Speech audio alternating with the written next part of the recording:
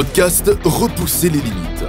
Votre animateur, JF Dussault, s'entretiendra avec des athlètes d'endurance et collaborateurs qui gravitent autour de la course en sentier et bien plus encore. Abonnez-vous, partagez l'épisode et bonne écoute.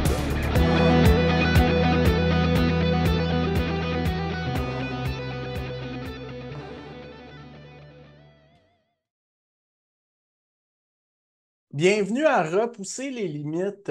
Cette semaine, on continue la série de femmes inspirantes. Je suis vraiment content. Je reçois une femme qui a fait des distances vraiment monstres, dont le Cocodona, qui revient d'Europe. Une semaine après son retour de l'UTMB, elle a fait Arcana. Elle a fait plus d'une vingtaine d'ultramarathons. Elle a fait des courses de kayak aussi. Donc, Michel, bienvenue sur le podcast, puis merci beaucoup d'avoir accepté l'invitation. Merci à toi pour l'invitation, Jean-François. Ben, ça fait plaisir. Écoute, première question qui est souvent la même sur le podcast, là, comment que le sport est arrivé dans ta vie? Écoute, le sport est arrivé dans ma vie très jeune. C'est probablement à l'école primaire quand j'habitais à Coudjouac. J'ai habité à Coudjouac pendant 5 ans, de deuxième année à sixième année. Et puis, tu sais, quand t'es pris dans le Nord, ben, t'as pas de grand-chose d'autre à faire que de jouer dehors. Fait que j'ai joué au hockey, puis je faisais du ski de fond. Fait que, tu sais, ça a été mes deux premiers sports, là, toute jeune. Et puis après ça, adolescente, là, j'ai commencé à faire de la compétition en kayak de vitesse. Euh, puis bon, parce qu'on le kayak, tu peux seulement le pratiquer l'été. C'est là où l'hiver, pour se garder en forme, pour garder notre cardio élevé, ben, on faisait de la course, de la natation, du ski de fond, beaucoup de musculation. Fait que, tu sais, de la course, j'en fais depuis que j'ai 14 ans, je te dirais, l'âge de OK. 14 ans. Puis j'ai toujours adoré ça comme sport. Euh, mais le sport fait partie de ma vie là, depuis que je suis toute jeune. Fait que ça partira jamais, là, c'est là pour rester. OK, le sport et le plein air. Oui, absolument. Ouais, hein? Ouais. OK. OK, super. Donc, j'ai vu que tu as fait les Jeux canadiens en 92-93, je crois. En 1993, oui, les Jeux du Canada qui avaient lieu à Kamloops au BC. Fait que oui, la sélection pour l'équipe avait été au mois de mai, puis les Jeux du Canada avaient lieu, je pense, fin août. Fait que tout cet été-là, on s'était entraîné avec les gens qui s'étaient qualifiés sur l'équipe. Essayer de voir qui allait courser dans les bateaux simples, qui allait courser dans les bateaux à deux ou à quatre. Fait que moi, j'ai pu faire partie du kayak double puis du kayak à quatre filles. Et puis ouais, j'ai gagné deux médailles de bronze. Fait que pour moi, les Jeux du Canada, là, ça avait été une expérience là, extraordinaire en tant qu'athlète. Faut dire que quand je suis allée là, j'avais presque 18 ans. Ça faisait 4 ans que je m'entraînais sérieusement là, en kayak de vitesse avec un coach qui était un bon coach là, qui était dévoué c'était son emploi à temps plein, là, nous coacher. Fait que l'été, on avait 3, 4 entraînements par jour. L'hiver, ben, des fois, c'était 2 fois par jour, le matin avant l'école, le soir après l'école. Fait que, tu sais, je m'étais entraînée fort pour ça. Fait que les résultats que j'avais eus aux Jeux du Canada, puis d'être entouré des autres sports, un peu comme aux Olympiques, là, t'es là pendant une semaine, fait que j'étais là avec les gens qui faisaient du basketball, du rugby, du judo. Fait que de rencontrer d'autres athlètes, ça avait été vraiment une expérience extraordinaire. OK, OK, félicitations. Ben merci. Puis, penses-tu que c'est ça qui t'a un peu forgé ta discipline pour plus tard te lancer dans des ultramarathons? Absolument, parce que notre coach, tu sais, nous avait déjà vraiment démontré que si tu donnes pas les efforts, tu n'auras pas les résultats. Puis, tu sais, le fameux dicton, le no pain, no gain, ça, Mhm. c'était enforgé dans notre cerveau là, à fond. Si tu veux gagner, ben, faut que tu sois ici aux entraînements, puis il faut que tu pousses, puis faut que tu te dépasses, puis il faut que tu sois déterminé, il faut que tu le veuilles, tu sais. Fait que c'est sûr qu'après ça, quand tu te dis, ben, je veux être capable de faire une distance, je sais pas moi, de 80 ou 100 kilos, tu sais que tu peux pas te présenter sa ligne de départ avec un minimum d'entraînement. Tu sais, ça te prend quelque chose d'assez solide là, pour être capable de te rendre jusqu'au bout en bas des cutoffs. Fait que encore là, tu sais que tu es obligé de travailler fort pour avoir le résultat que tu obtiens. Puis pour tout dans la vie, ou tu sais, au travail, à l'école, tu sais, ça a toujours été aussi. Si tu n'étudies pas, ben, tu n'as pas les notes. Puis si tu travailles pas fort, ben, tu n'auras pas de promotion. Fait que ça s'applique un peu n'importe où dans la vie. Ouais, ouais, ouais, je suis tellement d'accord avec toi. Puis tu sais, il y a tellement de choses qui essayent de nous vendre de la rapidité, puis de. Mais tu sais, l'expérience, puis tout ça, ça ne s'achète pas, là. Ça prend du temps, ça prend de la patience, puis ça prend de la persistance pour surtout un ultramarathon, mais pour pas mal tout dans la vie. Oui, puis, tu sais, des courses de kayak, j'étais arrivée dernière, j'en ai perdu des courses pendant des années avant de les gagner, tu sais, comme tu dis, là, faut que tu gagnes l'expérience, faut que tu comprennes pourquoi ça marche pas, c'est ça, faut que tu travailles fort. Ouais, forger un mindset, c'est long en expérience, mais un coup c'est acquis, je Ouais, pense que ça se perd pas. ça se perd pas. Je te dirais que des fois, par contre, surtout moi, quand j'ai commencé à faire des ultras, je me suis dit, bon, ben, l'expérience va valoir quelque chose. Puis des fois, je me disais que l'expérience vaut peut-être même un petit peu trop par rapport à l'entraînement, tu sais. Mais c'est pas vrai, là. Tu peux pas arriver là. C'est pas parce que tu en as fait 15 avant que le 16e va bien aller, là, sans entraînement. Tu es obligé, tu sais, d'avoir un bon fond, là, pour te présenter sur une ligne de départ. Euh, Ouais, ouais, clairement. Tu sais, quand on parle de distance de 100 km, 100 miles, ça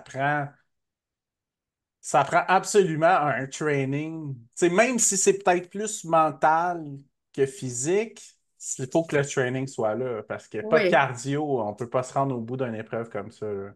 Non, puis ou à moins que tu aimes vraiment flirter avec les cut-offs, là, puis te causer de l'anxiété toi-même, là. Mais Ouais. ouais, t'es obligé d'avoir un bon entraînement là, pour compléter ces distances-là. Puis, est-ce qu'en kayak, qu'est-ce qui est plus dur selon toi, en fait, entre un ultramarathon de course ou une distance ultra en kayak? Euh, ben, je te dirais que le kayak est un sport extrêmement technique, right? Ça prend du ballon, ça prend de la force, ça prend de l'endurance, ça prend du cardio. Mais la technique, là, tu sais, pour pas utiliser juste tes bras, mais utiliser ton dos, utiliser tes jambes en poussant avec tes jambes, c'est un sport qui est extrêmement technique. Tu sais, quand tu regardes les gens qui embarquent dans un kayak de mer puis qui partent, là, tu pourras pas aller vite si tu utilises cette technique-là là, de tu sais, juste tirer avec tes bras. Tu es obligé de te servir de ton dos puis de pousser en même temps que tu tires. Fait que ça prend beaucoup d'expérience. Fait que je te dirais que il y a un côté technique au kayak qui est pas juste embarquer dans un bateau puis penser que parce que tu as fait des ultras à la course que ça va bien aller en kayak, là. Justement, quand j'étais au Yukon au mois de juin, il y a un gars qui est justement embarqué dans un kayak. Il avait fait Badwater, il avait fait l'UTMB, il avait fait des grosses, grosses courses, là. Mais tu sais, je l'ai battu. Parce le gars avait, je pense, sa deuxième fois de sa vie qu'il embarquait dans un kayak. Fait que quand t'as pas Ouais. la technique pour tirer de l'eau comme il faut, ben tu vas pédaler longtemps, hein.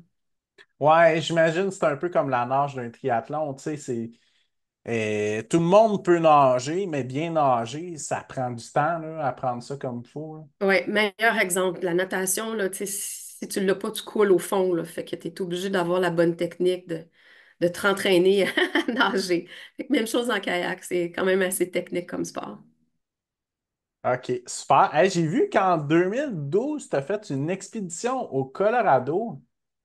Oui, encore là, ça, c'est une des plus belles expériences de ma vie. Moi, j'ai été guide de rafte pendant 5 ans sur la rivière Rouge. Je faisais ça les fins de semaine. Fait que j'avais ma job de semaine, puis je OK. montais à la rivière Rouge les vendredis soirs, puis je guidais des clients le samedi, je guidais des clients le dimanche. J'ai fait ça pendant 5 ans. Et puis, à un moment donné, on a eu un de mon ex-beau-frère qui s'est fait. C'est une loterie, en fait, pour descendre le Colorado en expédition privée, si tu veux. C'est une loterie. Puis il a gagné la loterie à un moment donné où il voulait absolument y aller, qui était le mois d'octobre. Fait que j'ai été chanceuse d'être invitée. Fait qu'on était 16 personnes qui se connaissaient. Pas de guide, là, parce que on était toutes un peu expérimentées en termes voyons, de rapide, là, puis du whitewater. Fait que Ah oui, c'était quoi, 280 000. Mais le courant te pousse beaucoup, là, fait que tu sais, il n'y a pas beaucoup de sections de plat où tu es obligé de ramer. C'est les rapides qui t'emportent, mais puis c'est ça qui est, les challenges, c'est de passer les rapides là, avec des gros bateaux pleins de stock. Parce que tu as ton stock de camping pour 18 jours, tu as ta bouffe pour 18 jours. Euh, Puis il faut pas que tu perdes rien non plus, là. Faut pas que tu perdes rien. Fait que le matin, quand tu loads tout ton stock, là, tout est attaché. Là. Ça prend à peu près 45 minutes loader tous les bateaux. Le soir, tout déloader, refaire le campement, sortir les tables pour faire les repas. En tout cas, ça, c'était... Puis le paysage, oh my God, le paysage. Tu sais, c'est vraiment être dans un... Tu sais ça, une des 7 merveilles du monde, là, 18 jours de temps, là, tu te pinces pas assez de fois, là, tellement que c'est beau. OK, super. Puis, en fait, comment tu as connu ça ou juste ces aventures-là de rafting? Euh, le rafting, en fait, j'avais été invitée, ben, j'étais allée avec le travail. C'était une activité de team building au travail. OK. C'est quelqu'un qui avait organisé ça, qui avait dit, ben, tiens, on va aller faire ça ce week-end. Fait que j'avais embarqué, parce que moi, tout ce qui est, tu sais, étant une kayakiste, tirer de l'eau, c'était dans moi. Fait que Ouais, ça ouais. m'intéressait. Et puis, quand je suis embarquée dans le bateau, puis j'ai commencé à ramer, le guide à côté de moi, il dit, Oh my God, tu sais tirer de l'eau, toi, c'est pas la première fois que tu tiens une rame. Fait que je dis, non, non, effectivement, tu sais, c'est ça, je suis comme championne en kayak, puis en canot. Fait que, il m'avait dit, ben regarde, printemps prochain, viens faire l'entraînement des rookies avec nous autres, puis si t'es assez bonne, ben tu pourrais faire ça les week-ends, là, si ça te tente. Fait que écoute, j'ai retenu ça dans ma tête. Fait que printemps prochain, je me suis pointée à la Rivière-Rouge fin avril pour suivre mon entraînement, là, pour être guide, suivre mon cours de premiers soins, suivre les diverses techniques là, de rescue en eau vive, là, de survie en eau vive, là, tout ça. Fait que ouais, puis j'ai adoré ça. Sérieusement, ça a été des belles années de ma vie. Euh, le niveau d'eau est jamais pareil, hein, d'un week-end à l'autre. Euh, il pleut, il pleut pas, t'as un niveau d'eau qui est plus bas, ben là, le défi, c'est d'éviter les roches. Quand tu as un niveau d'eau tellement élevé, ben c'est d'éviter les vagues qui sont trop grosses, qui vont complètement te chavirer. Fait que c'est des défis qui sont... tu sais, il y a beaucoup d'anticipation, faut que tu gages tes clients dans ton bateau qui rament. Tu sais, c'est pas tout le monde là, qui a déjà tenu une rame dans ses mains et qui sait comment tirer de l'eau. Fait que Mhm. moi, je trouvais que ça, c'était des défis incroyables, là. J'ai adoré ça, là. Puis le soir, ben, entre guides, on se retrouvait, puis on parlait de notre journée, des désastres qu'il y avait eu, des coups manqués, puis des bons coups. Fait que c'était vraiment des belles années. On dirait que ça me fait penser un peu à des camps de jour pour enfants, mais pour adultes. Absolument. Absolument, là, ouais, c'était comme aller au Club Med à chaque fin de semaine. Ah, c'est cool. Puis par curiosité, est-ce que tu as déjà fait le marathon de Rivière-Rouge? Non, Ça semble être un marathon un peu obscur, là, mais ouais, non, j'ai même pas entendu parler. ça donne une idée à quel point il est obscur. Oui, Là, je pense qu'il y a 40, 50 participants, semblerait, là. OK. Mais c'est à la course ou Oui, oui, oui, oui, oui, c'est OK, à la OK, course, oui. Mais OK. à ce que je sache, c'est le marathon le plus obscur du Québec, là. Ah, ben cool, j'irai le faire à un moment donné. OK, super. Donc, est-ce que tu te souviens quel ultramarathon a été ton premier? 80 UTHC en 2014. Wow, fait que ça a fait 10 ans cette année. Ça a fait 10 ans cette année, oui. OK, Oui. super. Ça s'était passé comment au juste? Très bien. Écoute, j'étais vraiment nerveuse. J'avais fait une coupe de marathon sur route, peut-être trois ou quatre. Puis, tu sais, dans ma tête, c'était un peu inconcevable, là, comment tu peux courir dans le bois pendant 80 kilomètres pour vite me rendre compte que tu en marches un bon coup, là. Surtout dans le Charlevoix. Euh, je m'étais perdue, rendus au kilo, je pense 70. J'ai pris une mauvaise fourche. Je suis partie 3 kilomètres dans un sens avant de me rendre compte que j'avais pas vu de balisage pendant un bon bout. Je suis revenue sur mes pas. Bref, je pense que je suis arrivée une des dernières. Je suis pas arrivée dernière, mais une des dernières. Puis le lendemain matin, écoute, j'essayais de démonter ma tente. J'avais toute la misère du monde à enlever mes piquets parce que j'étais tellement raquée. Mais je pense que ça avait pris comme une semaine après ça, puis je m'étais réinscrite au 65 l'année d'après. C'est vraiment OK. là, une piqûre instantanée, là, Puis c'est- junkie tout de suite, là. Puis 2014, si je me trompe pas, c'est dans les premières éditions. Puis c'était peut-être la première édition du 80 km, est-ce que ça se peut? Ça se peut, oui, que c'était la Parce première que du la 80. première année, je pense, la plus longue distance, c'était 65, après ça 80, puis là, ça a monté. Exactement, oui. Puis je me souviens quand j'étais allée au briefing, il avait annoncé que l'année suivante, il y aurait un 125. Puis là, je disais, OK. my God, les gens sont donc bien fous. Voyons donc, 125, toi, il me semble 80, c'est assez. Puis, tu sais, jamais tu m'aurais dit il y a 10 ans que je me serais retrouvée un jour à faire des 100 000 puis des 250. Ouais, ça escaladait vite, là. Une fois que t'es pris là-dedans, là, parce que t'aimes tellement ça, là, ça escalade bien vite. Ouais, une fois que tu es tombé dans la potion magique, là. Exactement. OK, super. Puis est-ce que c'est à l'époque que le 65 puis 80 finissaient à la même place, puis le 80 faisait un 15 km de plus? Oui, fait que tu Hey, passais ça avait l'air d'un tellement dur mentalement, là. une Ah, torture parce que tu ouais. arrivais à la ligne d'arrivée, tu passais la ligne d'arrivée, puis là, tu avais une station de ravito, fait que tu avais le temps de t'arrêter 10 minutes. Tu voyais tous les gens qui arrêtaient, tu sais, qui étaient sur Avec le 180 qui arrêtaient. 90% des gens qui arrêtent là, puis qui sont Ben contents. oui. Puis là, il dit, ben toi, tu repars. Là. Puis là, je dis, ben êtes-vous sûr que j'ai le temps?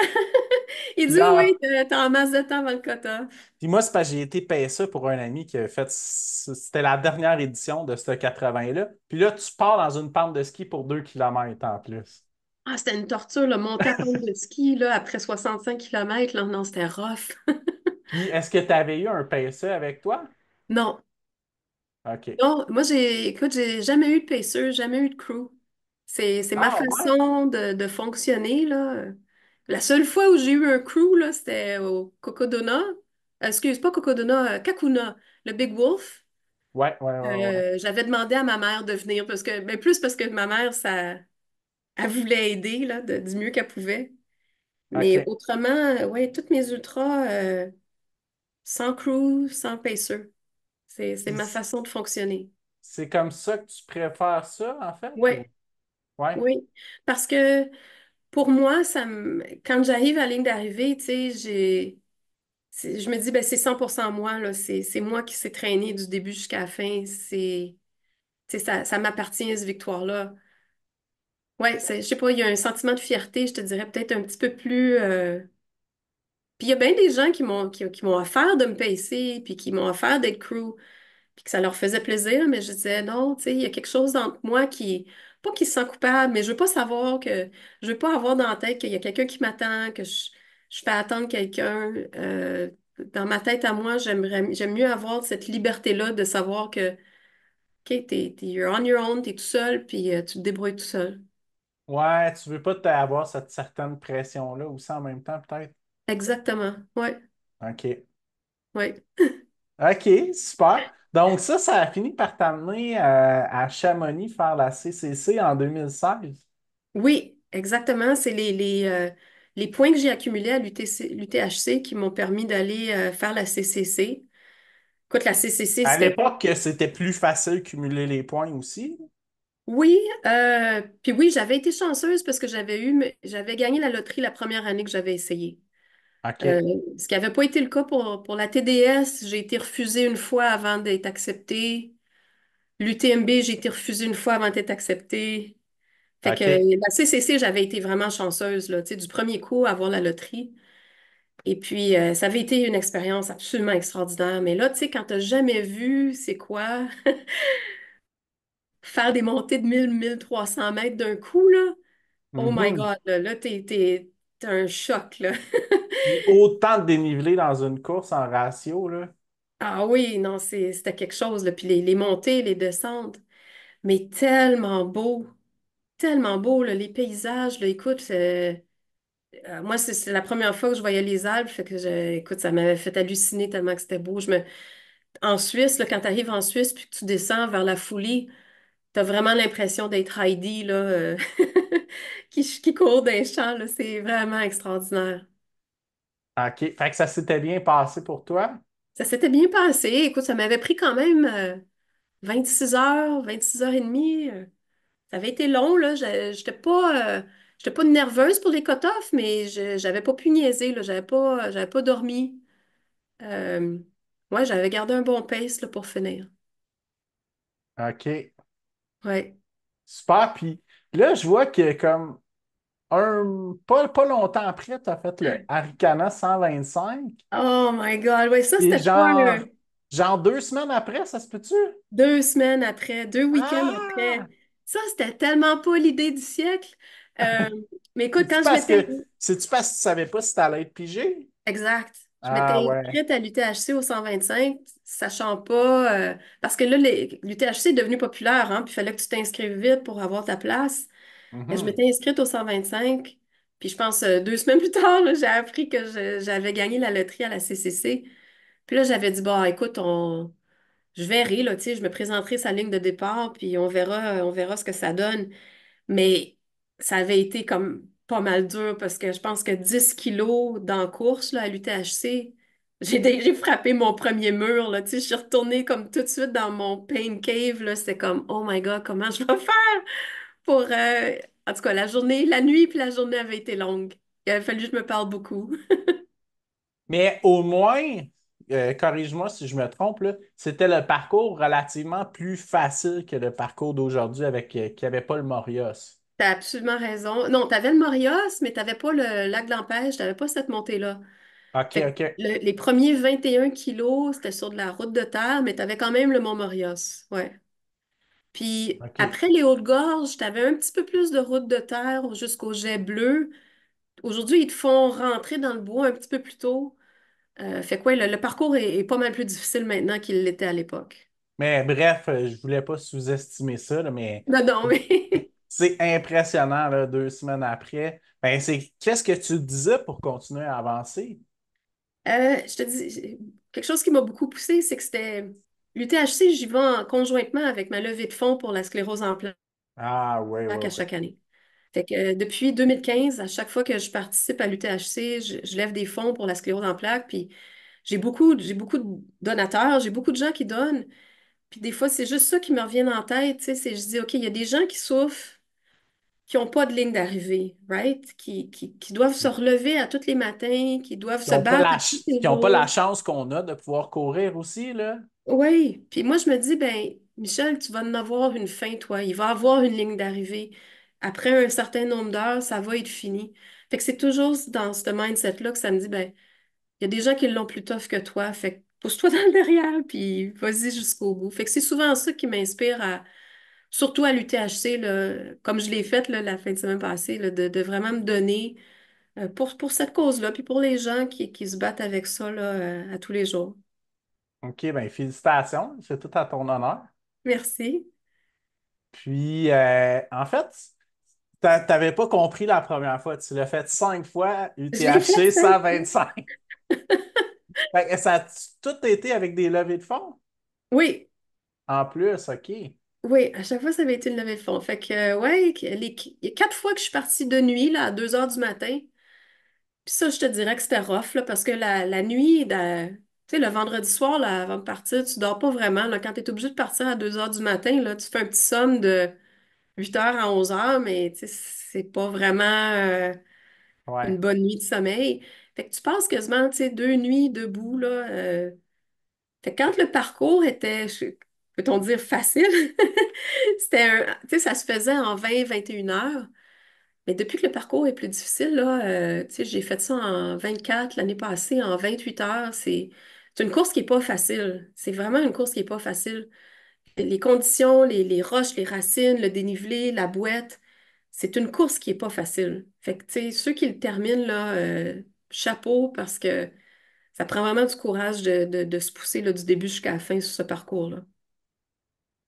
Super. Puis, en plus, j'ai vu que tu faisais des levées de ben, tu faisais des événements, en fait, pour faire ta levée de fonds, des Beer My Run, je crois. Oui, oui. J'ai parti ça avec mon frère, je pense que c'était en 2017. Puis la première édition, on n'était pas nombreux, là. Je pense qu'on était peut-être 6, 7 participants. Bon, on s'était trouvé un parcours là, où on faisait notre 400 mètres. Fait qu'un beer mile, c'est tu cales une bière, tu fais 400 mètres, cales une bière, 400 mètres, cales une bière, 400 mètres, cales une bière, 400 mètres. Fait que c'est 4 bières, 4 tours de 400 mètres, fait que ça fait un 1000. Fait que tu essayes de faire ça le plus rapidement possible. Puis, ben, si tu vomis ta bière, ben, tu es obligé de faire un tour de pénalité, un autre 400 mètres de plus. Fait que oui, j'ai organisé ça, puis les gens avaient du fun, puis tu sais, c'est resté, c'est demeuré parce que au lieu de demander juste aux gens de donner de l'argent pour la fondation, ben, en même temps, j'organise un événement, ça rassemble du monde, les gens ont du plaisir, il y a des gens qui se déguisent, fait que c'est toujours une super belle soirée. Euh, Puis cette année, quand je l'ai faite, écoute, il y a eu 32, 33 participants. Fait qu'on a fait 3 vagues de 11 personnes. Il y a eu deux vagues de garçons puis une vague de filles. Écoute, la fille qui a fait le meilleur temps, elle a battu le meilleur gars. Wow! Fait que, ouais, non, c'est. Puis j'ai de tous les âges qui se présentent. J'ai des très jeunes, en haut de 18 ans, là. Mais, mais j'ai aussi des enfants qui viennent, qui vont faire juste un 400 mètres ou des enfants qui veulent le faire avec du bubbly. Fait que, tu sais, c'est très inclusif, là. Puis c'est vraiment juste pour avoir du plaisir. Puis, tu sais, j'avertis toujours les gens avant de prendre le départ, là, je dis c'est une levée de fond, là. Tu sais, prenez-vous pas au sérieux, là. Jouez pas du coude. Puis, je veux pas avoir de plainte après, là. C'est vraiment juste, là. C'est une levée de fond, puis il faut avoir du plaisir. Fait que c'est toujours un super bel événement. Ouais, puis c'est cool, je trouve que ça rassemble la communauté, puis ça fit vraiment avec l'ambiance trail, là. Oui, oui, absolument. OK, super. Puis ça t'est venu de où, cette idée-là, de faire ça? Écoute, je pense que c'est mon frère qui avait vu ça en quelque part sur YouTube. On s'était rendu compte que le champion mondial, c'était un Canadien. Fait que là, on était hyper fiers. Puis là, on n'en revenait pas. Le gars qui a le record, là, écoute, je pense qu'il fait ça en 4 minutes 30. C'est absolument là, débile là, quand tu regardes ça sur YouTube, là. La vitesse à laquelle il cale ses bières, la vitesse à laquelle il court. Euh, Fait que tu sais, j'ai toujours un. Tu sais, il y a toujours une partie de moi qui dit, bon, ben, je veux pas encourager les gens à boire, tu sais, c'est pas mon but là, d'encourager les gens à être des ivrognes. Et je me dis, bah, c'est 4 bières, tu sais, tu mélanges une activité physique tu sais, au lieu juste d'inviter les gens à prendre un coup, ben, au moins on court un peu en même temps pour le brûler. Fait que je trouvais que c'était une belle façon. Puis c'est différent de juste dire, ben, on va courir dans le bois ou on va courir un parcours, mais là, on mélange quelque chose c'est ça, qui est un peu plus unique. OK, OK, super ça. J'ai vu qu'en 2019, tu as fait un ultramarathon au Yukon. Oui. Fait que moi, j'ai de la famille qui habite au Yukon, à Whitehorse, depuis 30 ans. C'est mon oncle, le frère de mon père, ma cousine est là. Et puis, ils m'ont souvent invité, tu sais, pourquoi tu viens pas nous visiter à Whitehorse? Puis, à un moment donné, je dis, ben, tu sais, les billets d'avion sont pas donnés. Puis, C'est pas à porte non plus, c'est pas hein? à porte. Puis à un moment donné, ma cousine m'a écrit, elle dit, hey, ils ont maintenant une ultra à Whitehorse, 80 kilos. Fait que là, elle dit, j'espère que ça va t'encourager à venir nous visiter. Fait que là, j'ai fait, OK, d'accord. Je me suis inscrite à l'ultra, puis je suis allée là avec mes 2 garçons. Puis on a trouvé ça tellement beau, là. On a vraiment eu une. Je pense qu'on était resté une semaine. Mon oncle nous avait amené camper, nous avait amené pêcher. On avait tripé à fond, là. Puis l'ultra avait été vraiment cool. C'était un super beau parcours, quand même pas mal de dénivelé. Euh, ouais, puis les paysages m'ont rappelé le nord, tu sais, parce que vu que j'avais grandi à Coudjouac, la faune, la flore, tu sais, j'ai retrouvé mes racines, si tu veux, pendant que j'étais sur le parcours. Euh, je pense que j'avais commencé à 6 heures le matin, puis j'avais fini à 9 heures le soir. Puis c'était au mois de juin. Fait qu'au mois de juin, dans le nord, ben, le soleil se couche pratiquement pas. Fait que t'avais pas besoin de lampe frontale, tu sais, il faisait clair tout le temps. Fait que il disait que c'était un des seuls ultras que tu peux faire où t'as pas besoin de lampe frontale, là, quand tu commences après 7 heures le soir. OK, OK.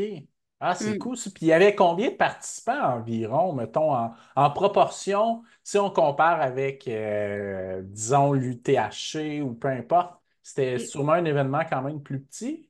Écoute, il y avait. Je pense que c'était un 80 que tu pouvais faire soit en équipe ou soit solo, mais je pense qu'on est parti de 200 sa ligne de départ. OK, OK, mais quand Quand même. même, là. Il y avait bon, surtout des gens de Whitehorse, mais il y a des gens qui étaient venus de Vancouver, il y a des gens qui étaient, écoute, peut-être trois Américains qui étaient venus, puis moi, il m'avait dit, par exemple, j'étais celle qui venait de plus loin, là. J'étais celle qui avait parcouru le plus de kilomètres en avion pour me rendre au départ. OK, OK. Ah, super, ça. Fait que ça a l'air d'être quelque chose que t'aimes quand même aussi, hein, combiner voyage et aventure de course en même temps ou kayak et autres.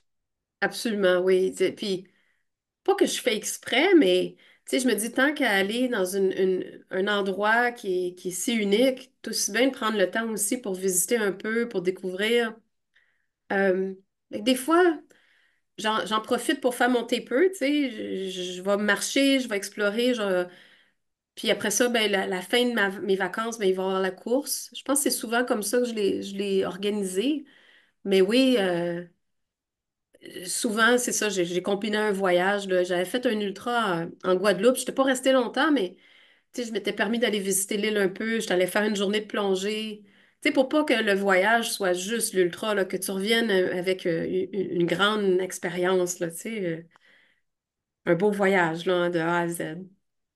OK, super. Puis tu es allé plusieurs fois aussi à l'UTMB avec des distances variées. Oui, fait que la CCC en 2016. En 2018, quand j'ai fait la TDS, c'était l'ancien parcours. Donc, c'était un 115 kilos avec 5000 mètres de dénivelé. Là, je pense que c'est rendu 145. Fait que c'était à une époque où la distance était un peu plus courte. Mais honnêtement, très, très, très technique. Les dénivelés, là, l'inclinaison des montées là, était absolument incroyable. L'inclinaison des descentes, là, ça avait aucun sens. Tu sais, quand ils disent qu'elle est plus technique, là, c'est pas drôle, là, c'est vrai. Il faut pas. Tu sais, tu te ramasses à quatre pattes des fois pour grimper, puis c'est pas facile. Je m'étais vraiment, vraiment plantée, sa TDS. Je m'étais ouvert la main, là, puis j'étais vraiment cogné le genou bien comme il faut. Tu sais, dans ma main, là, j'avais été obligée d'arrêter. Puis le médecin m'avait fait un point de suture là, parce que je m'étais vraiment trop ouverte la main. Fait que ça avait été ouais, un gros défi, ça, la TDS. Puis 2021, je suis retournée là, faire l'UTMB. Là, je me suis dit, OK, je suis prête. Là, tu sais, j'ai vu le parcours avec la CCC, la TDS. Là, je sais à quel monstre m'attendre parce que l'UTMB, c'est un monstre, là. Avec 10 000 Mhm. mètres de dénivelé, là, c'est... ouais, je savais je savais de quoi je m'embarquais. Puis, ben, je suis retournée, là, il y a une semaine, là, essayer de l'UTMB une deuxième fois. Je l'avais réussi, je l'avais complété la dernière fois, mais dans un temps que, tu sais, je l'avais fini en 46 heures, 45 minutes. OK. Puis, le cut-off est 46 heures, 30 minutes. Puis je te dirais que les derniers 10 heures, là, quand j'arrivais aux stations de ravito, ils me disaient, t'as 10 minutes pour repartir, t'as 7 minutes pour repartir. À Oh. Valorcine, ils m'ont dit, t'as 1 minute pour repartir. Ah, Écoute, ça. 1 minute, là, j'ai commencé à paniquer, hein. Là, j'ai eu le temps de remplir une flasque, prendre une banane, puis je suis repartie. Puis là, j'étais Oh, là, ça OK, doit être stressant, hein? c'était stressant parce que là, il te dit, il te reste une montée. Puis tu peux pas écouter. Ils peuvent te couper à la dernière montée, ils peuvent te couper à flégère là, si tu n'arrives pas en bas du cutoff. Je dis, là, ça se peut pas, ça se peut pas, ça peut pas faire Ah, ouais, 40 c'est heures que clair. je cours puis que là, ils vont me couper. Fait que finalement, j'ai tellement poussé fort pour monter la flégère. Jusqu'à la flégère, là, je suis arrivée, j'avais 7 minutes d'avance. Fait qu'ils m'ont dit, OK, t'es bonne, vas-y, là, tu peux te rendre jusqu'à Chamonix. Puis je pense que j'ai pris mon temps un petit peu trop en descendant. Fait que je suis arrivée en 46 heures, 45 minutes. Ils m'ont quand même donné ma veste de finisher, ils m'ont donné le statut de finisher, les points, tout ça. Mais il y a quelque chose en dedans de moi qui avait comme Mhm. un sentiment que c'était pas fait comme il faut. Tu sais, parce que j'étais pas arrivée en dedans de 46 heures, 30 minutes. Fait qu'il y a quelque chose dans ma tête qui disait, ben, il y a quelque chose de, comme on dit en anglais, le unfinished business, là. Ouais, je comprends. OK. Fait que c'est pour ça que je voulais y retourner cette année. Puis, ben, cette année, 4 jours après que j'ai eu l'annonce que j'avais été pigée, j'ai déchiré mon ménisque. Fait que là, ça a Aïe, aïe. comme, oh shit, excuse-moi le mot, mais Ouais, c'est un gros game changer, là, puis tu et peux, comment je peux vais pas faire, prévoir ça. non, fait que comment je vais faire l'UTMB avec un ménisque déchiré? Fait que jusqu'à la dernière minute, honnêtement, je me suis dit, je suis capable, je suis pas capable, je suis capable, je suis pas capable. À un moment donné, j'ai dit, je vais y aller, je vais essayer, puis on verra ce qu'il advienne. Mais j'étais partie avec un mindset d'être douce sur moi-même, d'être pas trop rough avec moi là, si je réussissais pas, parce que, écoute, je recommençais à courir tranquillement, graduellement, tu sais, comme on est supposé faire là, après une blessure, là, doucement. J'ai recommencé au mois de mai, fait que, tu sais, j'avais accumulé 600 kilos avant d'arriver sur la ligne de départ. Oh, Fait que, ouais. tu peux pas t'attendre à des miracles avec 600 kilos d'entraînement pour l'UTMB. Ah, c'est clair. Mais comment ça s'est passé? Est-ce que tu as eu une opération? Non, le chirurgien, il me disait que le type de déchirure que j'avais eu, le taux de succès de la chirurgie était à 50%. Fait qu'il dit, je pourrais t'opérer, puis ça pourrait être pire. Pourrait Oh, t'opérer, ça pourrait être mieux. Il dit, si tu es capable de faire 90% des activités que tu faisais avant, il dit, moi, personnellement, je toucherais pas. Fait que j'avais dit, OK, c'est beau. Fait que j'ai juste été obligée d'accepter avec le temps, avec les mois, que je suis moins rapide que je l'étais. J'ai toujours un petit peu une genre de petite douleur, là, quelque chose qui me freine un peu, là. Tu sais, je suis pas mal moins téméraire dans les descentes, là. Et moi, j'adore les descentes, là. Je te descendais ça à fond. Là, tu sais, je fais attention. OK. Je suis un petit peu plus pas sur les freins, là, mais je fais attention. Tu sais, je pense deux fois avant de prendre mes pas. OK, OK, ouais, je comprends. Puis, tu sais, Mm. si tu veux continuer aussi à courir longtemps, Ben oui, ça aussi, tu sais, moi, c'est nécessaire dans ma routine. Tu sais, comme je t'ai dit au début, ça fait depuis l'âge de 14 ans que je cours, fait que c'est nécessaire dans ma routine de pouvoir courir. Pas juste participer à des ultras pour faire des courses, mais de pouvoir sortir dehors, courir trois, quatre fois semaine, ça fait partie de moi. Fait qu'il faut que je sois capable de faire ça. Fait que peu importe la vitesse ou la distance, fait que comme tu dis, oui, c'était nécessaire d'être douce, là, de faire attention pour que je puisse encore te faire une couple de décennies. OK, OK. Et on va revenir à l'UTMB un petit peu plus 2024, mais il y a d'autres courses que je veux qu'on parle aussi avant de plus conclure là-dessus, là. Euh, Avant Cocodona puis Puerto Vallarta, tu as fait la Big Wolf. Comment ça s'est passé cette expérience-là de Euh, backyard ultra? ouais, la Big Wolf, écoute, je trouvais ça capoté comme concept. Tu sais, de tourner en boucle, là, puis de dire, ben, last man standing, là, tu sais, c'est jusqu'à ce qu'il y en ait un qui tienne. Je trouvais ça Mhm, vraiment fascinant, là, comme concept. Puis, tu sais, de voir Stéphanie Simpson performer là-dedans, c'est sûr que ça m'a.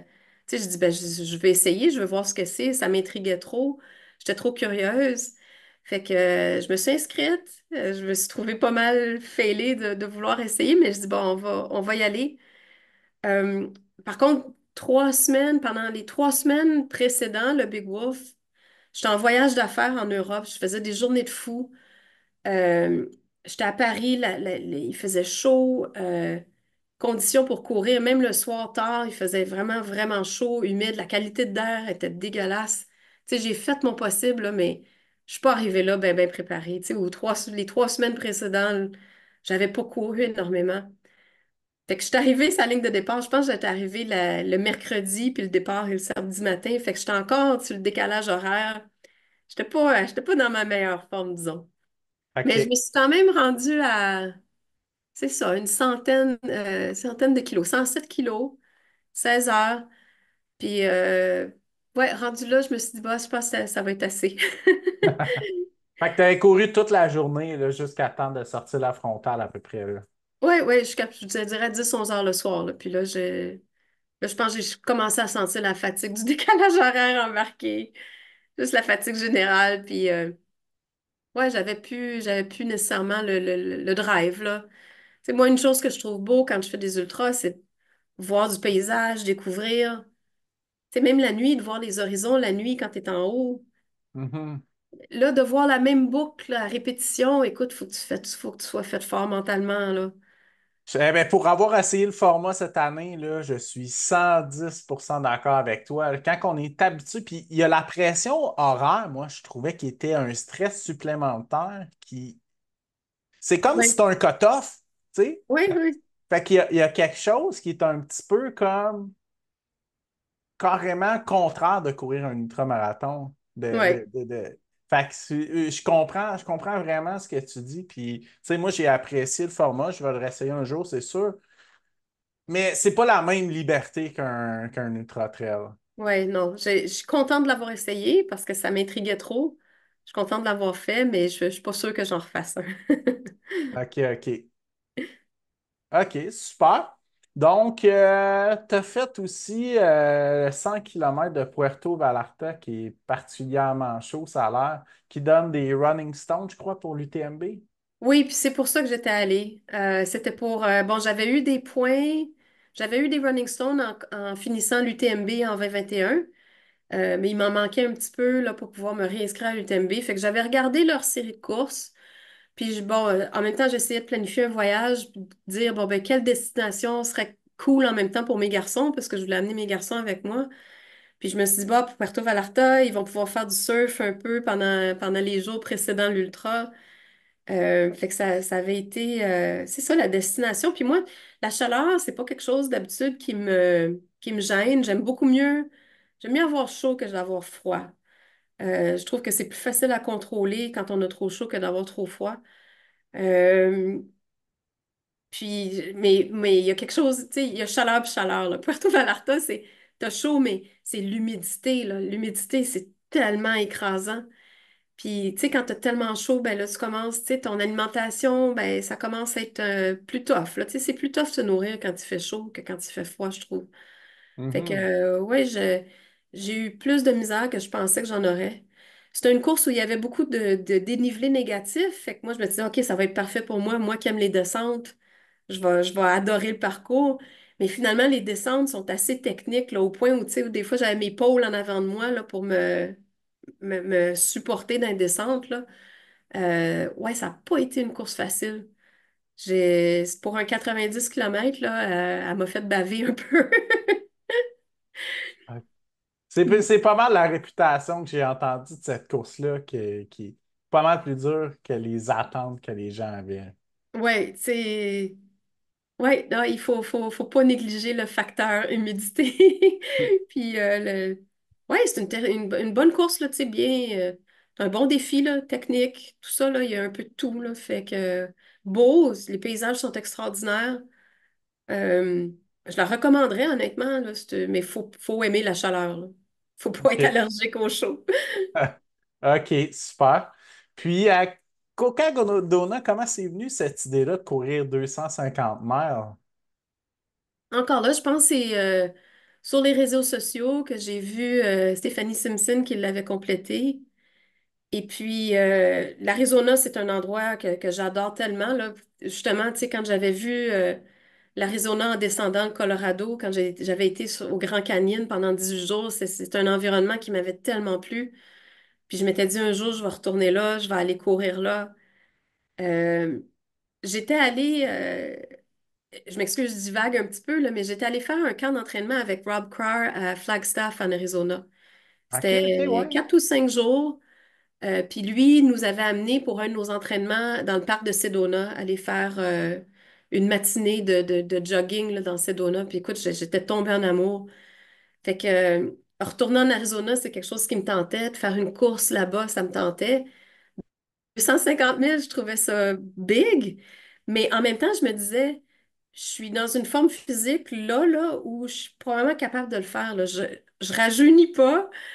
Puis je me disais, je suis peut-être dans le meilleur état physique en ce moment pour être capable de le faire, ce 250 000, d'y arriver, tu sais. Fait que je me disais, it's now or never. Faut que je le fasse là. Fait que je m'étais inscrite.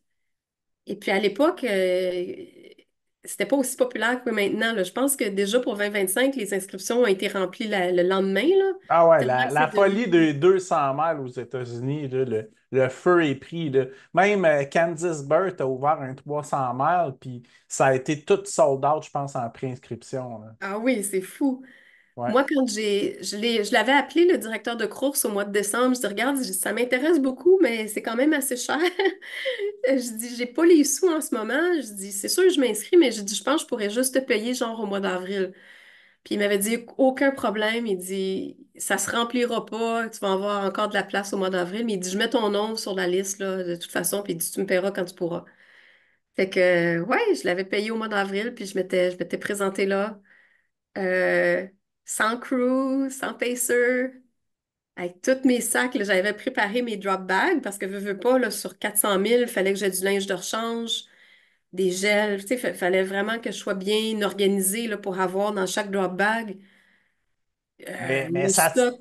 ça te stressait pas de ne pas avoir de crew quand que la grande majorité des gens en ont, je crois? Non, parce que tu as des stations de ravito, puis je regardais les menus, tu sais, de nourriture qui allaient nous servir à chaque ravito. Puis, tu sais, il y a toujours des bénévoles. Puis, écoute, sans bénévoles, sans station de ravito, j'aurais jamais été capable. Mais dès que j'arrivais à une station de ravito, j'étais prise en charge par les bénévoles parce que, justement, il y a tellement de coureurs qui ont leur crew. J'avais toute l'attention des bénévoles quand j'arrivais. Ah Fait que ouais, ouais, j'ai ouais. quelqu'un qui s'occupait de mon sac, j'ai quelqu'un qui s'occupait d'aller chercher mon repas, j'ai quelqu'un qui m'aidait tu sais, as-tu besoin d'aide pour te changer, tout ça, tu sais, vraiment, j'avais du monde pour m'aider si j'en avais besoin. Je OK, me suis OK. fait retaper les pieds par des médecins, je pense, 6 fois. Fait que, tu sais, puis dans un sens, j'ai payé pour ça.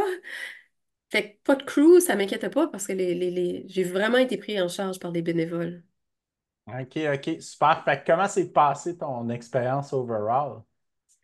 Écoute, le terrain est pas facile.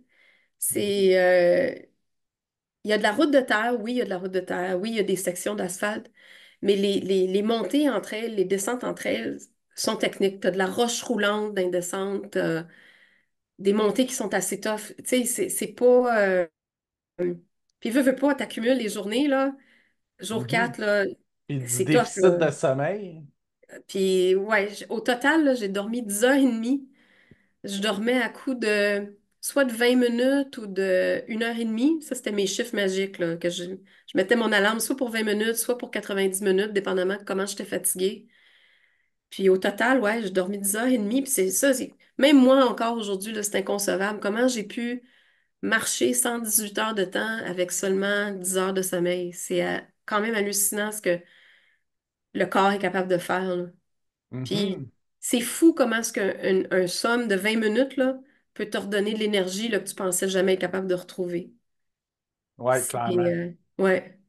Puis tu sais, ce que j'entends souvent aussi, à un certain point, quand tu es fatigué, si tu prends pas ce temps-là, tu vas le perdre, puis tu risques de le gagner plus tard, tu sais.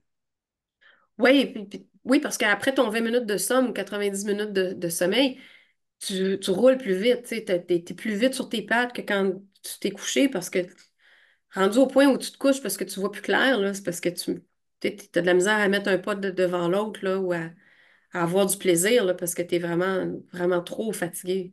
Ouais, puis il y a les risques de se perdre aussi, veux pas, là. Oui, la nuit, ouais. Même le jour, ouais. Excuse, je me suis perdue 3 fois. La première fois, là, j'ai descendu une côte pendant 3 kilos avant de me rendre compte, là, réveille la grande, t'as pas vu de fagnon, là. Là, j'ai appelé les organisateurs, je les ai textés, là. Il y avait un texto SOS, là, que tu pouvais les. Fait que je les ai, je les ai textés, je dis, je pense que je suis sur le mauvais chemin. Puis ils ont dit, oui, désolé, t'es obligé de remonter à la côte, puis. Fait que, ouais, pour reprendre la trail. Fait que ça, je l'ai pas trouvé drôle. 2 fois pendant la nuit où là, je dis, OK, faut pas que je me reperde. Puis là, je tournais en rond, je trouvais pas les fagnons. Là, tu sais, tu te dis, bah, je vais attendre qu'il y ait un autre coureur qui se pointe pour m'aider à retrouver mon chemin.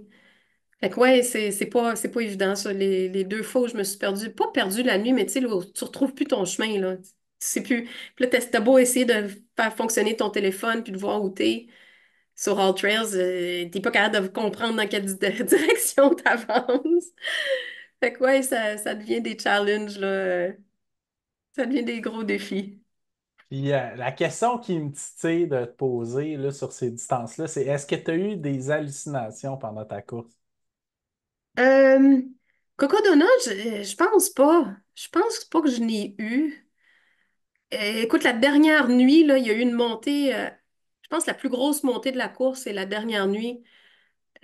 Là, je l'ai trouvé rough. Là, écoute, je mettais un pied devant l'autre, mais je pense que j'étais arrivée à la station de ravito, là, puis j'étais sur le bord de pleurer, là, tellement que je l'avais trouvé difficile. J'ai pas halluciné, mais tu dis, t'es tellement. Puis tu dis, il faut pas que tu hallucines, il faut pas que tu perdes la carte parce que tu peux tomber. Là, c'est une côte vraiment assez à pic. Tu veux pas tomber là, dans la falaise là, parce que c'était vraiment à pic.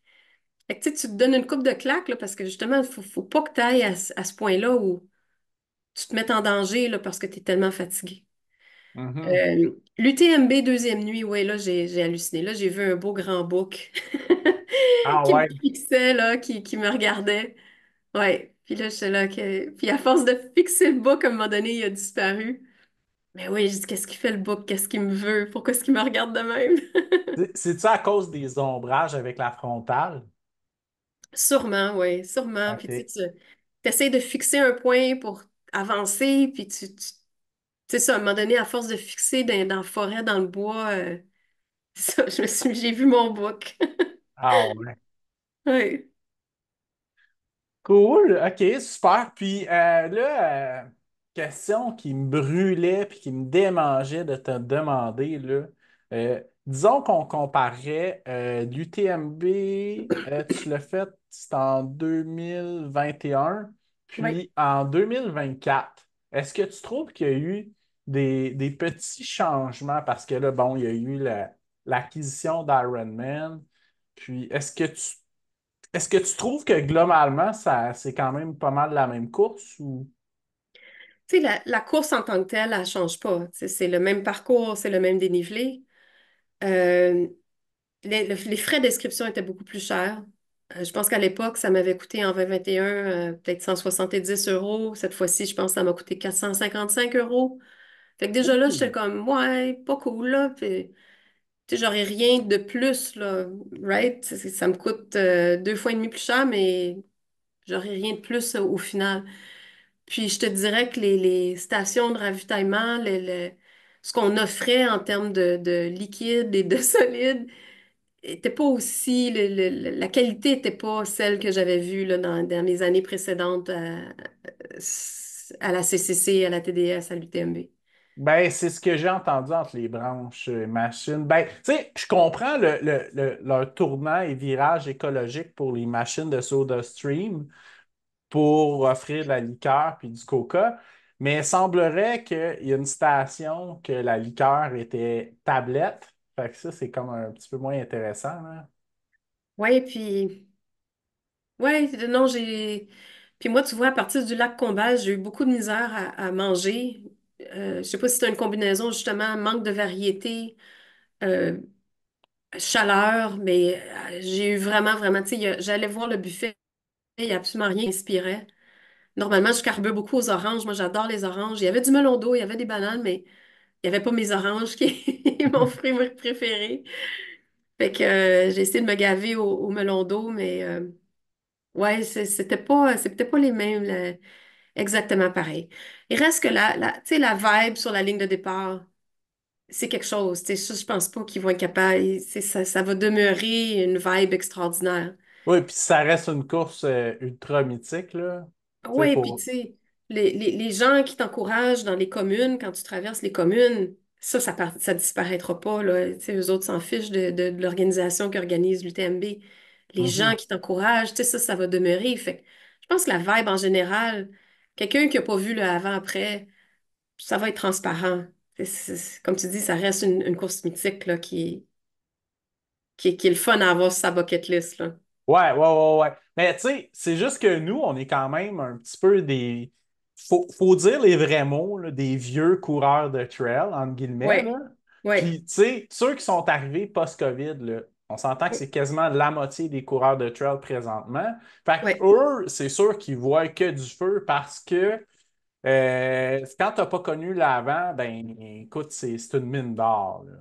Je suis d'accord avec toi, puis tu sais, j'ai été chanceuse, moi, parce que les 3 fois où je suis allée, c'était avec des points que j'avais accumulés à l'UTHC.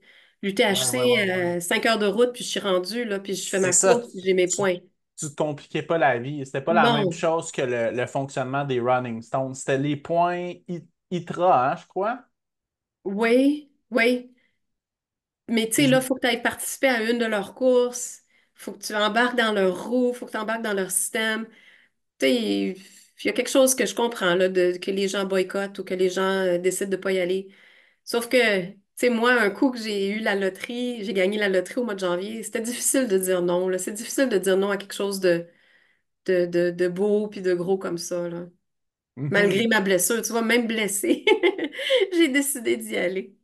Mais est-ce que tu aimerais la refaire pour reprendre une revanche ou Non, non, je pense que non? là, justement, je débarque, là. Tu sais, un peu comme tu dis, là, je vois un peu du feu, là, c'est d'être obligé d'aller faire leurs courses pour accumuler les Running Stones. Je trouve ça un peu trop compliqué. Je trouve ça un petit peu trop de zèle. Il y a Ouais, ouais. plein de belles courses, il y a plein d'endroits à visiter dans le monde. Tu sais, il y a des petites courses locales, 200 coureurs, 300 coureurs. Tu n'as pas besoin d'être 10 000 là, à l'événement là, pour que ça soit quelque chose. Ouais, ouais, ouais, ouais. Tu sais, Cocodona, on est parti, on n'était même pas 200, là, puis c'était extraordinaire comme expérience. Fait que je pense qu'il y a des choses qui peuvent être vécues sans que ça soit l'UTMB, là.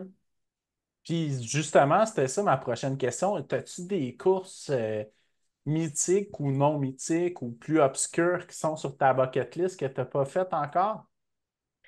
Euh, Là, je te dirais que à cause de ma blessure, j'ai été obligée de refaire le filage dans ma tête un peu, là.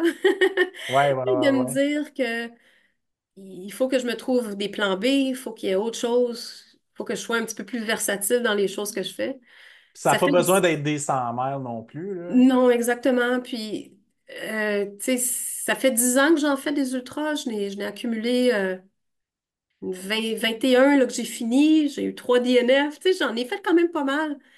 Là, ce que j'ai sur ma bucket list, c'est au mois de juin, je suis retournée au Yukon pour faire une course de kayak qu'on appelle le Yukon River Quest. Oui, oui, oui, C'est oui. une course de 700 kilomètres qui va de Whitehorse, tu descends la rivière Yukon jusqu'à Dawson City. Malheureusement, quand je l'ai faite au mois de juin, la course a été arrêtée à mi-chemin à cause des feux de forêt. Là, c'était rendu trop dangereux. Puis la logistique, les voitures pouvaient juste pas se rendre plus au nord. Fait que la course a été cancellée. Fait que ce que j'ai sur ma bucket list, c'est d'y retourner. Celle-là, je veux vraiment la finir. Je veux me rendre à Dawson City en kayak. Je veux voir la Dempster Highway, qui est apparemment une des 7 merveilles naturelles au Canada. Je veux la finir, celle-là. Puis est-ce que le kayak, pour toi, ça minimise plus tes jambes un peu? Est-ce que c'est moins inconfortable? Ouais, ben c'est la position assise est honnêtement pas facile, là. C'est vraiment tu sais, tu sors de ton kayak là, après 24 heures là, puis tu as vraiment les jambes engourdies, tu as les jambes mortes. Ah ouais, c'est Et clair. c'est pas une position qui est facile. Puis c'est une position qui est quand même assez difficile pour respirer, hein. Être assis, être un peu accroupi, tu peux pas respirer ou remplir tes poumons autant aussi bien que quand tu es en position de course. Fait que c'est un bon défi être en kayak. L'impact sur les jambes est pas mal moindre, là, parce que oui, je peux pousser avec mes jambes pour m'aider dans ma technique, mais c'est jamais comme un impact là, de faire 300, quoi, 400 kilos sur deux jambes, là. Ouais, ouais, puis tu sais, les descentes, là, on s'entend que Ah oui, à un c'est moment fou donné, comme impact, là. t'as les bandelettes finies, les genoux finis, les chevilles qui tournent. Ouais, ouais, ouais. Ouais. OK, super. Puis sinon, est-ce qu'il y a des courses là, style Western State, Hard Rock que tu aurais aimé faire? Western State. Ouais. Ouais. OK. Parce qu'il y a beaucoup de dénivelé négatif dans cette course-là. Euh, je pense, oui, il y a beaucoup de D+, aussi, là, mais c'est une qui m'intéressait Puis il y a toute parce que une c'est histoire mythique aussi autour, là. absolument le fait que ça soit pas beaucoup de coureurs. Moi, c'était une course qui m'intéressait plus. C'est plus que Hard Rock, puis je pense qu'il doit être plus facile dans mon livre à moi que Hard Rock. Hard Rock, là, OK. je pense que honnêtement, à l'âge où je suis rendue, j'aurais de la misère. OK. Puis sinon, as-tu des courses qui sont comme plus courtes ou plus accessibles que tu aimerais vraiment faire? Euh, J'y ai pas pensé. Tu sais, il y a le Vermont 100 là, qui est pas loin, mais peut-être que je Mhm. ferais le 100 kilos à Ouais, la ouais, ouais. place. J'ai manqué mon coup au Vermont l'année passée à cause des inondations, là. J'étais supposée Ouais. faire le 100 000, puis On était comme dans le même toi, bateau. on s'est fait couper là, 3, 4 jours avant. Fait que c'est sûr, tu sais, d'aller faire une course comme ça, pas loin, qui a l'air extrêmement cool. J'irais peut-être faire le 100 kilos, là. OK. Ouais. Mais autrement, je suis pas inscrite à rien pour le moment, là. Je voulais digérer l'UTMB, je voulais digérer l'UTHC, me donner, tu sais, une semaine ou deux pour penser à mon affaire. Ouais, euh, ouais, ouais. Puis avant là, de... ben, on se parle, ça vient de se terminer aussi, là. Fait que Ouais. t'as fait quand même 100 kilomètres à l'UTMB, je crois. Oui, je me suis rendue à 100 kilos, 6 000 mètres de dénivelé positif, 6 000 mètres de dénivelé négatif. C'est quand même Fait, pas rien, là. fait que t'as fait l'équivalent de la CCC. Oui, Fait que t'as fait l'équivalent de la CCC, puis la semaine d'après, avec le décalage horaire, ta condition quand même de jambes qui est un peu pas top shape de ce temps-là, oui, t'as pris le départ du marathon du THC, puis c'était oui. comment ton mindset? Parce que tu vas quand même avoir une certaine fatigue accumulée. Oui, j'étais fatiguée, puis le samedi, j'ai fait du bénévolat de 10h30 à 7h le soir. J'étais à la remise des médailles à la ligne d'arrivée, ce qui était vraiment, vraiment une activité extraordinaire, là, de voir les gens arriver, là, puis d'être fiers d'eux-mêmes, là. C'est tellement le fun, là. C'est probablement la meilleure position en tant que bénévole. Fait que oui, Mhm. j'avais ma journée dans le corps, puis moi, j'étais en camping, fait que j'avais pas le meilleur sommeil du monde. Fait que quand je me suis réveillée à 4h30 dimanche, là, pour aller faire Saint-Siméon, ouais, je l'ai. Encore là, c'était pas l'idée du siècle, là, de faire un marathon une semaine après l'UTMB, mais je me suis dit, bon, encore là, c'est pour une bonne cause. J'arrive tout le temps à l'UTHC avec le mindset, ouais, il y a des gens qui souffrent, il y a des gens qui l'ont pas facile. Moi, je vais avoir une ligne d'arrivée, je vais avoir une fin après une couple d'heures d'effort, ça va être fini. Fait que let's go la grande, t'es capable. OK. Fait que ça s'est relativement bien passé. Oui, c'était une belle température. Écoute, il y a plu jusqu'à ce qu'ils ont donné le go. La minute qu'ils ont donné le départ, là, à 7h05, 7h06, il a arrêté de pleuvoir. Il faisait à peu près 12, 13. Fait qu'honnêtement, des conditions idéales pour courir. Les sentiers étaient un peu teux, je dois avouer, là, c'était du typique UTHC, là, il y avait quand même pas mal de boîtes. Mais un beau parcours, vraiment. Beau parcours. J'étais contente de voir quelque chose de différent. C'était ma 10e participation à l'UTHC. Tu sais, j'ai fait une fois le 80, 2 fois le 65, 5 fois le 125. J'ai fait une année le 10 kilos avec mes gars. Fait que je l'avais vu le parcours, là, tu sais. Fait que là, de voir Saint-Siméon, le parcours de Saint-Simon, c'était différent. Ça a changé le mal de place. Ouais, puis ce que j'entends depuis que ce parcours-là existe, il y a beaucoup de gens qui préfèrent ce marathon-là au marathon classique, je crois. Ouais. Puis, tu sais, ça m'a permis aussi de faire du bénévolat le samedi, qui était vraiment une belle expérience. Fait que, ouais, c'était une fin de semaine winner, là. C'était... OK, super. Puis, qu'est-ce que tu dirais à un auditrice qui nous écoute puis qui aimerait ça se lancer dans une longue distance? Prenons par exemple 100 kilomètres ou 100 miles ou UTHC 125. Ça serait quoi le meilleur conseil que tu pourrais lui donner? Ah, moi, je dirais la meilleure conseil, c'est d'aller faire de la course en sentier. C'est de faire du D+, c'est de faire du D-, c'est de faire du sentier technique pour que tu comprennes dans quoi tu t'embarques. Tu sais, t'as beau faire du volume inimaginable sur de l'asphalte ou tourner en rond sur le Mont-Royal, ça sera jamais représentatif des sentiers que tu vas voir à l'UTHC. Si tu veux vraiment savoir dans quoi tu t'embarques, il va courir un peu à Sutton. Tu sais, c'est des sentiers un peu similaires. Je te dirais, là, tu vas comprendre dans quoi tu t'embarques. Tu sais, vraiment, là, au lieu de rouler, si tu fais du 5 minutes par kilomètre sur de la route, ben, tu vas faire 10 minutes par kilomètre sur du sentier dans le Charlevoix. Tu sais, il faut vraiment que tu doubles ton, euh, ton temps, là. C'est pas la même game, c'est pas la même chose. Fait que, ouais, quelqu'un qui veut se lancer dans l'ultra, là, surtout en sentier, il faut se mettre dans les conditions dans lesquelles on va courser. Clairement, oui. Puis pas trop penser, tu parles de pace, là, mais pas trop penser à son pace aussi, là, si je peux renchérir, là. Ouais, non, moi, il y a eu une époque où j'ai carrément arrêté de courir avec une montre. Mhm. Après avoir fait Boston, là, j'ai mis la montre dans un tiroir, puis, tu sais, j'y allais juste au feeling, là. Je m'amuse, je cours plus vite, j'ai de la misère, je cours plus lentement. C'est une plus grande liberté, là. Tu cours parce que tu as du plaisir, puis pas tu cours parce que ta montre te dit qu'il faut que tu ailles plus vite ou qu'il faut que tu ailles plus lentement, là. Ou pour Hmm. les stats de Strava, là. Ouais, c'est ça. Avant que j'embarque sur ce travail. OK, super. Ben écoute, félicitations pour ton parcours, là. Super inspirant. C'est incroyable tous les ultramarathons que tu as enchaînés, là. Puis Merci beaucoup. félicitations aussi pour toutes les levées de fonds que tu as faites, là. C'est vraiment impressionnant. Merci. C'est Donc, bon. ben, je Moi, je vais te suis souhaiter. fière. Ben, crime, t'as de quoi être fier, certain.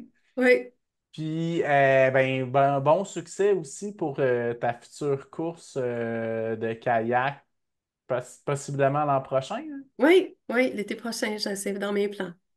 OK, OK. Puis ça, c'est au mois de juin, hein, je crois. Oui, fin juin, pendant OK, le solstice, là, oui. OK, OK.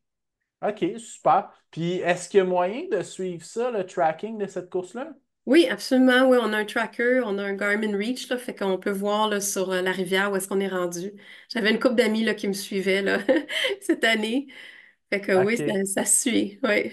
Bah, ben, super. Écoute, on va porter une attention particulière à ça. Puis, ben, écoute, bonne chance aussi avec ton ministre. Je te souhaite que ça se guérisse, que ça passe, puis tu peux se refaire des longues distances si c'est ça qui t'interpelle encore dans le futur, hein. All right. Ben, merci beaucoup, Jeff. Merci de m'avoir laissé partager mon expérience. C'est toujours le fun d'en parler. Ben, ça fait super plaisir. Merci à toi.